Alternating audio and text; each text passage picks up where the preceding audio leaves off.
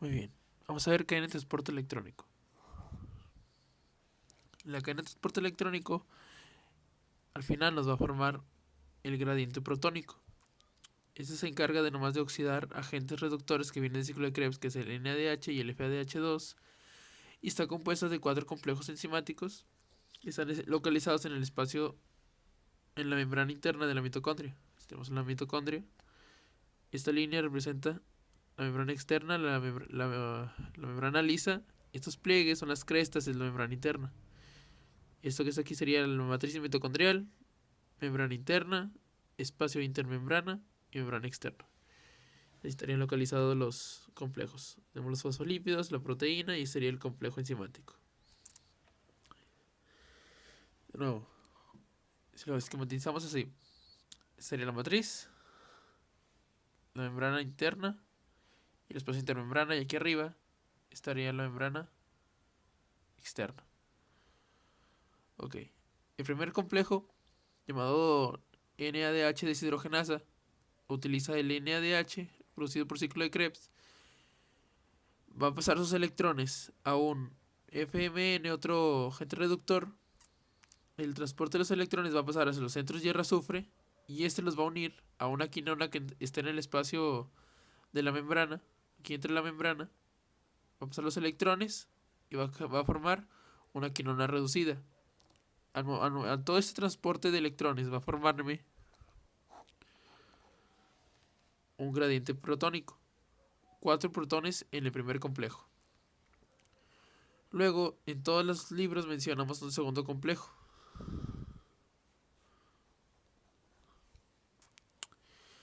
El cual es una enzima que pasa en ciclo de Krebs, es una reacción en la cual se va a oxidar el succinato a fumarato. Y si recordamos, esta reacción nos forma FADH.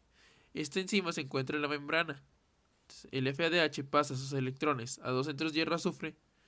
Y estos centros hierro-azufre, uno cada uno, va a proveer de un electrón a la quinona y formará una quinona reducida también.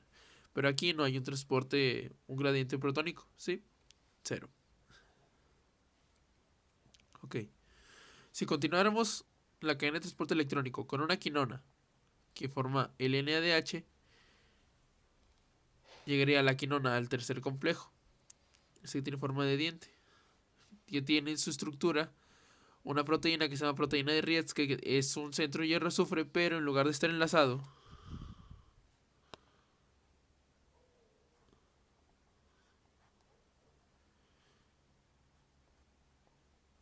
a la cisteína, que sería un centro hierro-azufre normal, está enlazado a una histidina.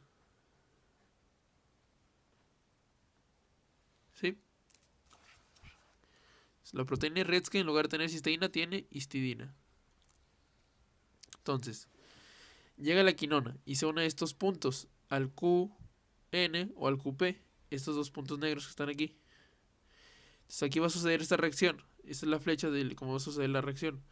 Pasa los centros hierro-azufre directamente hacia la C1, pero entre todo este transporte interviene un citocromo B, L y un BH. ¿Sí? Este citocromo B, L y BH es importante para poder demostrar cómo se forma el gradiente protónico, que en este complejo son 4. Entonces, los electrones llegan al centro hierro-azufre, 2 centros hierro-azufre, pasan al citocromo C1 y el citocromo C1 pasa los electrones al citocromo C para reducirlo, no sin antes haya un intercambio de electrones y protones entre el citocromo BL y el BH. Esto nos va a formar el gradiente protónico de 4, que es en el complejo 3. Si nosotros viéramos desde el complejo 2 y se nos forma la quinona, entre el complejo 3 y nos forma el gradiente. Por eso, al final,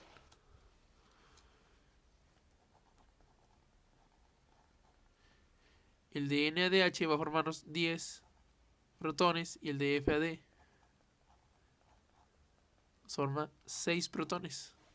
Porque el de FAD no interviene este complejo, solamente este, y nos brincamos este paso. Entonces a los 10 que se formarían normalmente en la cadena de transporte electrónico, le restamos estos 4 del complejo 1 porque no están participando, nos forman los 6. Ya el último complejo, llega el citocromo C reducido, llegan 2 aproximadamente, al complejo 4, que es el citocromo C oxidasa, porque vamos a oxidarlo. Estos dos electrones, cada uno lleva 2 electrones. Entonces van a llegar 2 citocromos, estos son 4 electrones. Llegan estos citocromos, pasan sus electrones a este cobre A, uno a otro, para que entre uno y luego quede el otro. Que hay 2 y que va a haber 2. Este cobre pasa los electrones al grupo hemo del citocromo A. Esto solamente es una flecha. Citocromo A, este diamante. El citocromo A pasa los electrones a un centro hierro-cobre que está formado por un citocromo A3 y un cobre B. Estos dos están enlazados y forman el centro hierro-cobre. Cuando se mantienen aquí los electrones, 2 aproximadamente, llega el oxígeno y se une a esta parte. Al unirse el oxígeno, se va a reducir, ¿sí? Porque tiene 2 electrones, tiene disponibles 2 enlaces más para que la valencia del oxígeno se cumpla. Si recordamos, el oxígeno tiene dos electrones para formar 2 enlaces. Si yo le agrego esos 2 electrones, no me le faltan los protones para que se cree el agua. Entonces, si yo le agrego estos 2 electrones y luego ya le agrego los otros 2 del otro citocromo, formaría los 4 electrones y nada más tendrían que entrar 4 protones de sustrato para formar 2 moléculas de agua. Cada molécula de agua tendría 2 electrones y 2 protones. 2 de un citocromo y 2 de la mitad del sustrato, y los otros 2 de otro citocromo y los otros 2 de la otra mitad del sustrato. Formaría al final 2 moléculas de agua. Entonces, esta entrada de estos 4 protones de sustrato hace que se desplace otro gradiente,